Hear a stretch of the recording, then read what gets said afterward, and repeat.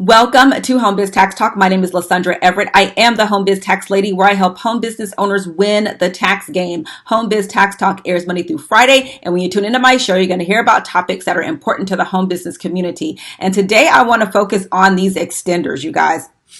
So what had happened was, so last year, at the end of the year, there was a bunch of questions about, did this get extended? Did that get extended or whatever? And the fact is that, Congress really dropped the ball here. They did not get any of that stuff through. There was already a bunch of drama with the Tax Cuts and Jobs Act this past year. This past filing season was our first year filing with the new tax system. So there was just a whole bunch that was going on. It was a rough year, not only for taxpayers, it was a rough year for tax professionals. It was a rough year for everyone because there was stuff that was coming out in January, mid-February. People had already filed. It was just a bunch of stuff. And so with that, a lot of the extenders that people, deductions and credits that people thought were going to be available we're not, right? Because Congress just didn't get there. Let's just really call it what it is. And so like I said, there was a lot of drama with this year. So just in late November, I think, right? And they do this every year. Every year there's a bunch of drama in December where they're trying to push stuff through. Yeah, we're going to keep it. No, we're not. It's just a bunch. And so to my tax pro friends, I will tell you that it's incumbent upon us to be watching these things, because a lot of times when they put these last minute things out, software programmers don't have enough time to get it programmed and put into the system before you start downloading for the new year. So you definitely got to watch what's going on, and you have to make sure that your tax software is doing what it's supposed to do. And if it's not, you need to be, ringing the fire alarm for folks, right? Because that happened too. Like I said, it was crazy. So I want to give you just a brief list of things that were extended that will probably be important to you, and important to you because they're extended and they're backdated to 2018, to tax year 2018. So what you have to decide as the taxpayer is if it's going to be worth it, if this tax credit or deduction applies to you. Is it going to be worth it to amend your taxes? Now, mind you, this is going to cost you money.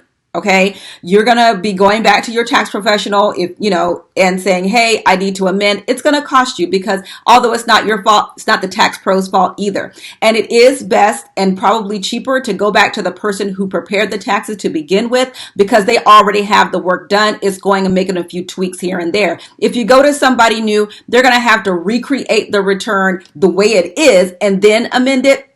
And it generally costs you more money. So just know that it's probably best to go back to the person that you that did your taxes to begin with. Okay, so first thing is the principal residence debt cancellation exclusion. So what that is if you had, let's say your home was foreclosed on, or you had a short sale, right? And so then there's this debt that still remains.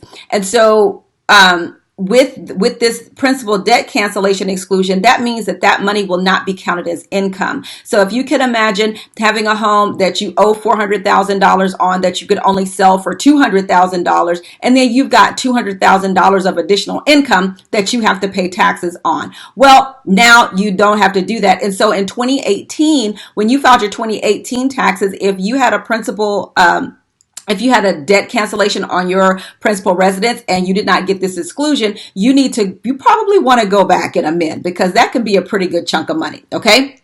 The next thing, this is through December 31st, 2020. Okay. So as of right now, we're going to be hearing about this again at the end of the year, 2020. So get ready. All right. So next thing is a mortgage insurance premiums deduction. That was once removed. Now it's back. So again, mortgage insurance premiums, if you didn't get that, depending on how much you paid, it may not be worth amending. But again, it's a math question. Okay. So do not take my word for it. Go do the math. Okay.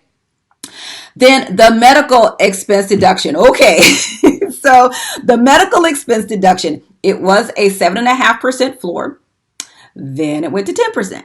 Well, now it's back to 7.5%, back to 2018 and through 2020. So the medical expense deduction, the way that works is it's 7.5% of everything above your adjusted gross income. Okay. So what that means is you take your adjusted gross income, and then you take 7.5%, Anything over that 7.5% is tax deductible. So let's just say, for instance, that, and I'm just throwing numbers, I'm not doing real math, but just so you understand how the deduction works. So let's just say, for instance, that your AGI was, $80,000, right?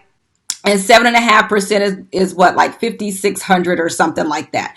And let's say you have a medical bill that's $10,000. Well, you take that $10,000 minus 5,600, that gives you what? $4,600. So that means that you can deduct $4,600 of that medical bill. Okay. So it's not the whole amount. It's whatever is the amount above 7.5% of your AGI.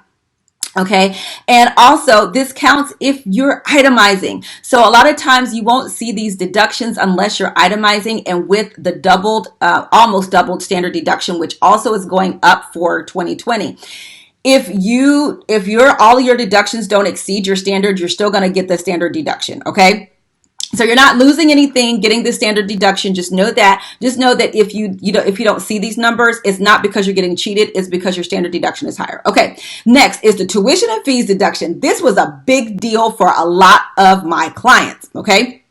So the tuition and fees deduction is back again, retroactive to tax year 2018 and through December 31st, 2020. So when it comes down to tuition and fees, you've got three deductions. You've got the American Opportunity Credit, you've got the Lifetime Learning Credit, and the tuition and fees deduction. So the American Opportunity Credit is generally for, your bachelor degree earning people, first 4 years, okay?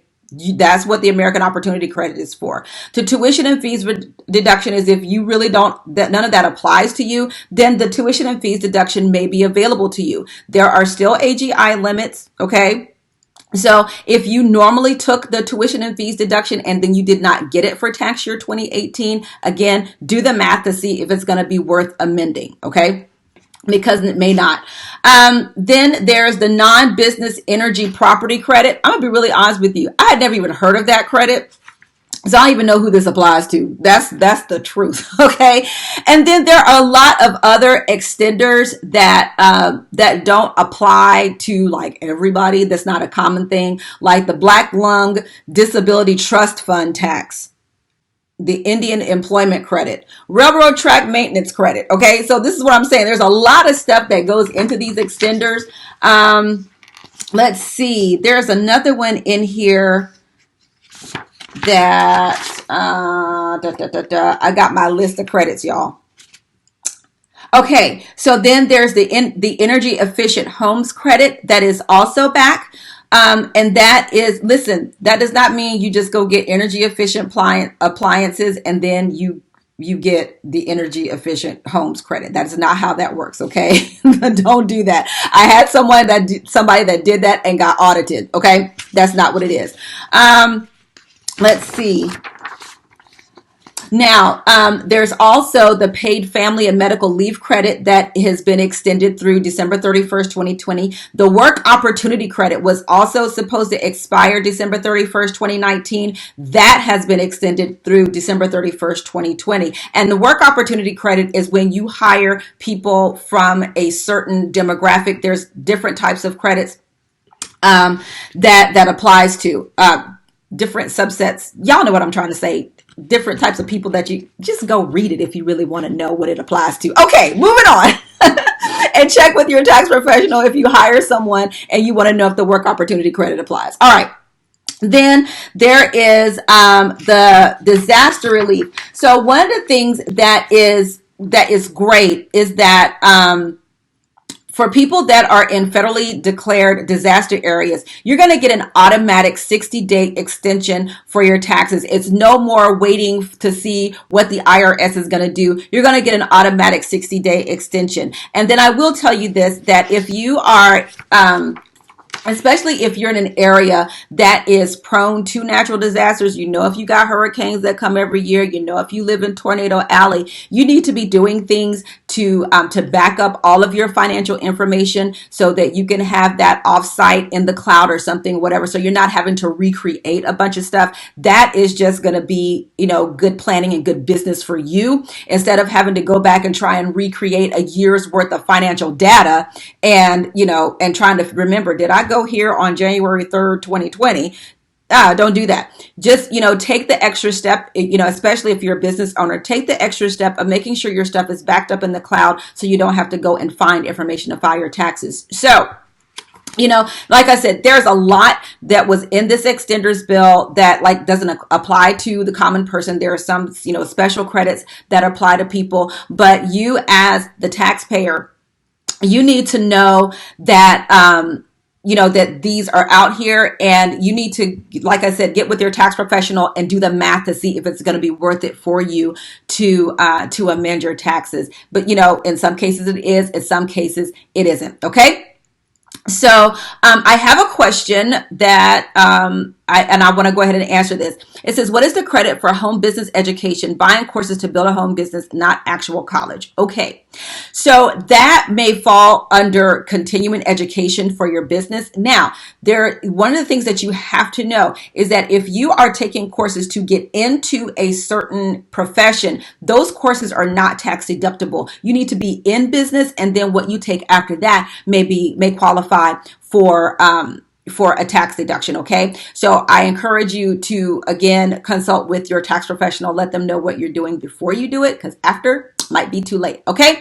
So that's it for today's episode of Home Biz Tax Talk. Again, we air Monday through Friday, and you can come right here to get your questions answered about your home business taxes. All right. Have a great day, and I will see you all next time. Bye.